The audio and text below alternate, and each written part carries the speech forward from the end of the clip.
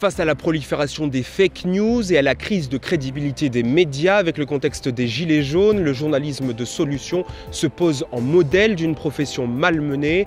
Comme en atteste le dernier sondage réalisé par l'Institut Kantar pour le journal La Croix, 67% des Français estiment que les journalistes sont à la merci des pouvoirs publics, politiques et économiques. Méconnu et associé à tort à un journalisme de bonnes nouvelles, le journalisme de solution est-il capable de permettre à la presse de regagner la confiance du public? Nous allons le voir de suite avec un reportage réalisé par Antoine Vermersch.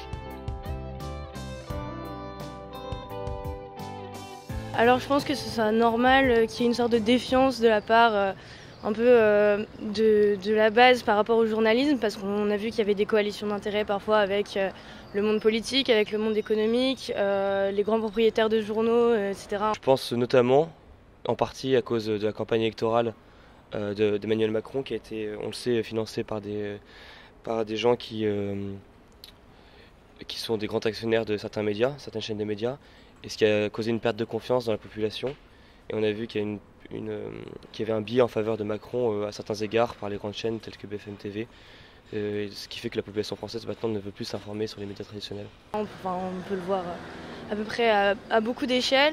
Mais en même temps, il ne faut pas oublier que c'est quand même un média, littéralement un média au sens littéral entre le peuple, nous et l'information. Le journaliste d'investigation, par exemple, c'est super important parce que c'est pas des choses vers lesquelles on irait spontanément, et c'est un devoir de dévoilement un petit peu de ce qu'on pourrait ignorer dans la vie de tous les jours. Mais après, il faut garder une distance critique, évidemment. Il y a une seule journaliste, mais vraiment journaliste, c'est Lucé. Quand elle pose la question, elle revient à la question et elle revient à la question jusqu'au moment où elle a sa réponse. Chaque journal prend parti. Il y en a très peu qui sont objectifs et qui relaient les informations comme elles le sont. Le problème, c'est qu'il y a beaucoup de déviance en fait. Il y a beaucoup de prise de parti.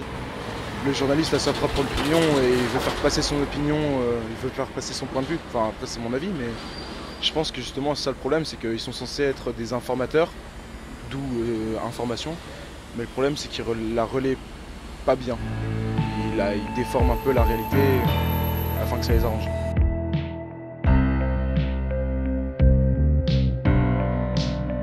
Je sais pas ce que c'est, mais je te dirais que ce serait justement des journaux qui feraient que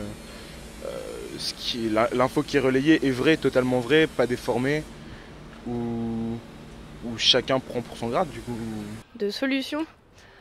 Alors je sais pas si c'est vraiment le rôle premier du journalisme de donner des solutions, peut-être donner des clés de lecture qui peuvent amener à de nouvelles solutions, à de nouvelles perspectives, à de nouvelles façons de voir les problèmes, qu'ils soient politiques, sociaux, etc. Après, je pense pas que ce soit son rôle de donner à proprement des solutions faites, mais après c'est important dans l'élaboration de nouveaux modèles de pensée, je pense. J'en ai jamais entendu parler, mais j'imagine que c'est un journaliste qui va essayer de trouver des solutions aux problèmes de l'impopularité du métier de journaliste aujourd'hui, et qui doit du coup passer par un journalisme éthique, j'imagine. À travers ces différents avis, les journalistes et les médias de manière générale sont remis en cause puisque selon nos interviewés, l'information serait biaisée. Ainsi, le journalisme de solution peut-il venir rétablir un lien simple, cette confiance entre information et exactitude des faits? Les solutions sont en cours, comme l'instauration d'un ordre ou d'un conseil journalistique.